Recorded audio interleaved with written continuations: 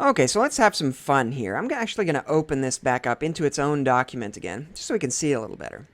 I'm going to create a sketch on the top plane, and then grab my ellipse tool and go to the origin here, and I'm going to create an ellipse that comes way on out on one side and just barely fills up the other side. So we just got just a little bit of room on either side. Now, this is all kind of loosey-goosey, and I'm not nailing this down dimensionally. So actually, let's just give it a little bit of some kind of excuse for a dimension. So just a little bit of something. This is not very robust.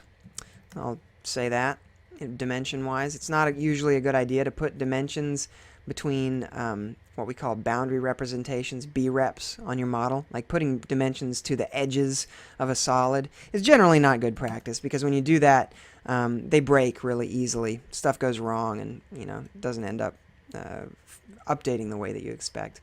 But we're playing fast and loose here. I think this will be fine.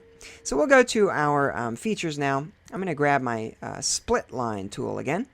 And this time we'll do a projection. We're going to project the current sketch onto this face straight down here. And we're going to do that in a single direction. Reverse that direction. Make sure it's going the right way. Click OK. And we now have a split line right on this face.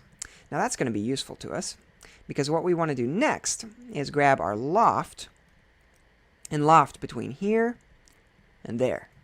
So we get a really nice transition between the two. Now for start and end constraints, the start constraint is going to be tangency to face, and the end constraint is also going to be tangency to face. So now we have a nice clean blend between these two things. Now notice that it's a little bit twisted, right? So if we grab these handles here, these little green dudes, we can drag these around until everything looks nice and clean and even. Now if you are really kind of meticulous about it, you could use guide curves or something to lock this down so it was definitely perfectly straight. But in our case, it really doesn't matter. Once again, we're just kind of flying low here, getting some stuff out here. It's a little bit pinched on the inside. I'm not crazy about that. But you know what? It's a cosmetic model of a peg. So it's going to be all right. That's going to work. There's only one other thing we need here, and that is the hole for the string to go through. So I'm going to go to the right plane. Let's zoom right in on this guy.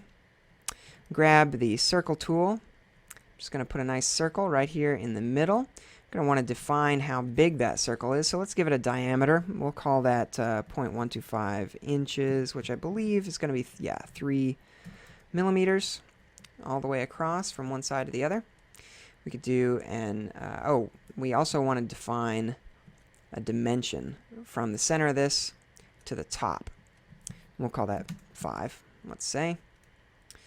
And then we'll do our extrude cut, and we'll go mid-plane. We'll just go way on out. Click OK. Now we have our hole.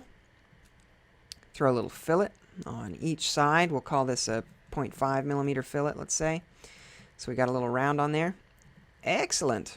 Close this guy up. Yes. And we have a peg with a hole in it, ready for a string. Right in the right spot. Looking good.